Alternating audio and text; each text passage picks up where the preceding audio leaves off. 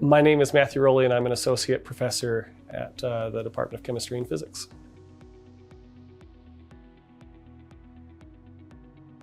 I'm a physical chemist, which means my interests lie at the intersection of physics and chemistry. So I like to sometimes say I'm a chemist with physics envy. And this is covering topics like thermodynamics, kinetics, quantum mechanics, statistical mechanics, and things like that. So I became really interested in physical chemistry when I went to grad school. I really liked the idea that we can use the language of mathematics to answer questions about why things happen, instead of just, say, cataloging reactions or making observations. We're able to probe deeper questions and get really substantive answers. Even if it's in the language of mathematics and applies only in the most ideal cases, it's at least a really solid, robust answer that we can arrive at through the methods of physical chemistry. Yeah, so currently I have research interests in a few different pretty disparate areas.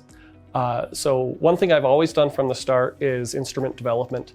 So I like to take microcontrollers and electro-optical components like lasers and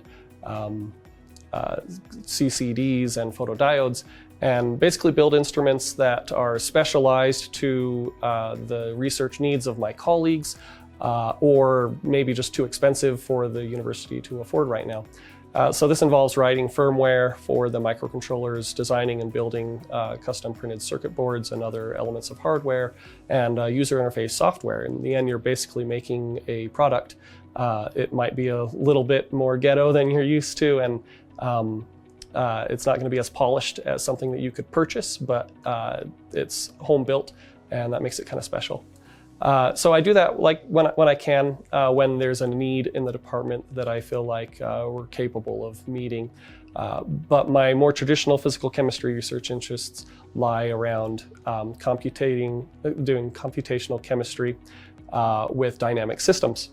So we are used to thinking about systems in transition happening instantaneously. Like, for example, if an electron is promoted from the 1s orbital to the 2p orbital, we imagine that it changes shape from a sphere to a dumbbell instantaneously. But of course, that can't be the case. It has to undergo that transformation through some sort of a process. And I like investigating how the electron density does transform over the course of that transition. Another good example is a photodissociation. If you have two atoms that are bonded together and then they absorb a photon of light and that breaks the bond, they're going to recoil apart from one another. And some interesting things can happen depending on whether that recoil is fast or slow.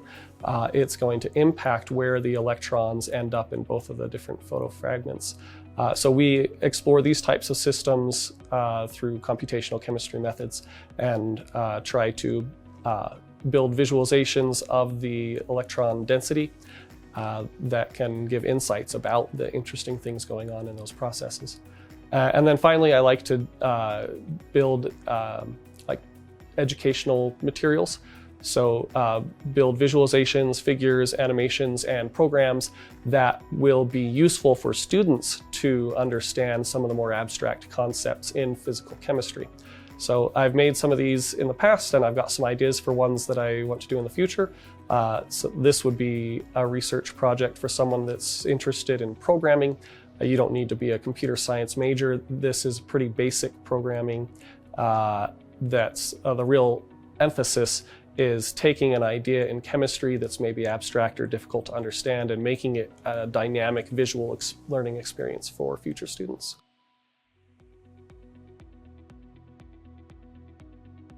Yeah, I really like kind of the vibe of SUU.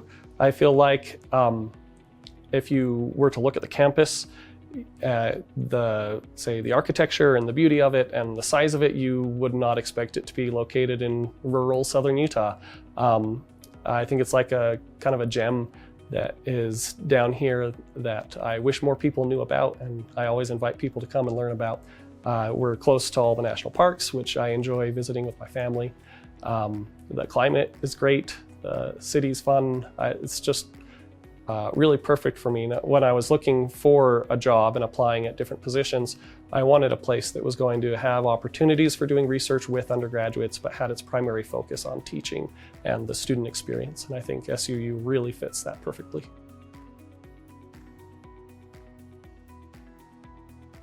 What I find most rewarding in my teaching is when I get to have more focused one-on-one time with students.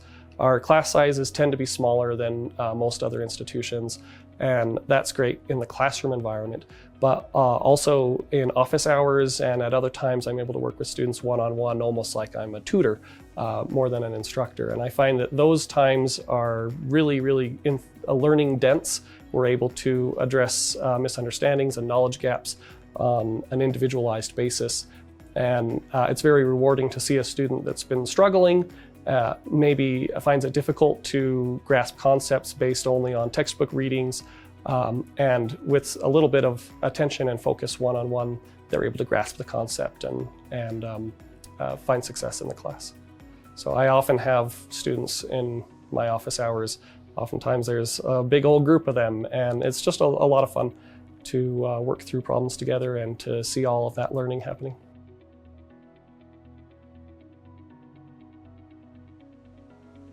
My philosophy when it comes to student research is that the research should be primarily about a student learning experience. And so the projects that I choose and the timeline that I plan to approach these projects with are all tailored to the students. I try to find students that are enthusiastic, but they don't necessarily need to know what they're doing yet, because we can train them. Of course, a lot of the techniques in physical chemistry you don't learn about until later in your undergraduate schooling, but you can come and start research with me and just get a sneak peek at what the physical chemistry courses will teach you later on. And you can get some specialized knowledge about how to run computations or how to calculate electron densities and things like that. I try to make sure that my student researchers are able to do things kind of on their own. They gain the skills and they become independent, and we won't go forward with publishing until they're ready to really put their signature to it and make the project their own.